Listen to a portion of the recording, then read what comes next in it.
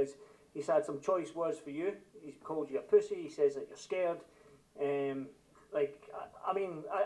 put it to him and said that how can he be scared when he's fought Prograis, he's fought Ramirez and stuff like that. So when you hear these words coming out of Teo's mouth and his father's mouth and that, what's going through your mind? Give me that energy, Josh. Fucking clown, isn't he? He's an absolute clown. Daddy, man, Daddy, let my daddy do all the talking for me. Daddy does all the talking. He's a bigger punk than Teofimo. They're both absolute morons, man. Saying I'm scared, saying this, saying that. Why would they be scared to fight him? You know, if the fight does happen, I'll happily slap him and bring him back down to earth with a bang. You know, but right now he's not on my radar. I've got other things thinking about that I'm doing. I'm going to become 2-weight world champion myself. I want to move up to 147, fight your Crawfords, fight your Spences, and make more history myself. I can understand what he's saying, and I can understand why he's wanting big fights and stuff as well, but he's going about it the wrong way. He's a fucking idiot. He's an absolute clown of a person, you know. If he was speaking like that to me and I was here, I would slap him that hard his moustache would hit the tarmac. That thing is, that's what I was going to say, because we've seen him and Devin Haney go at it in Fresno about a month ago, and I kind of said to everybody, they said, oh, is Josh going to the Canelo fight? What would Josh do if Teo came up to him? And I says, I know what I'd said, but I'd let you tell me what you would do if Teo and his dad came up to you at the Canelo fight or something like that and started talking sort of smack. Something like that, they would get slapped.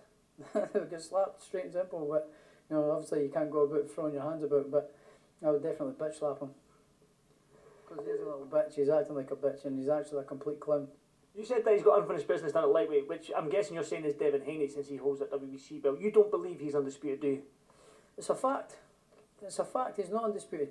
WBC belt belongs to Devin Haney. He's got the belt. So how can you have 4 of the belt, 3 of the belts, and have a franchise belt and call yourself undisputed champion when you haven't fought for the undisputed title? So it's a fact that he's not undisputed champion. And stop calling himself undisputed champion because he's fucking embarrassing himself. Do you respect him in the sense that he at 22 years old, he went out there and beat Lomachenko, who was the pound for pound number 1 and number 2 at that stage. He's went in there and he beat him, and do you know what I mean? And he done it in a good fashion. A lot of people never gave him any credit, never thought he would win. So do you give him respect in that sense? Of course, because he went out there, he had a good win, a very good win. You know, he got the tactics right, he boxed the right fight, he fought the right fight, and he got the right decision. You know, so yeah, you've got to respect him. He took a big fight, a big chance, a big gamble, and it paid off for him. So respect him for that. You know, I do also believe though that if it's all ifs and buts. You know, I do believe that if Loma had started a little bit quicker, and had been fully fit, like what we've just been talking about, with injuries and stuff, it maybe would have been a different result. I believe if Loma was fully fit, he would have won that fight. But having said that, you can't take it away from him. It is what it is.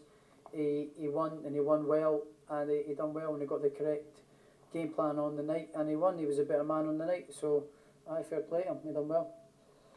You said that you got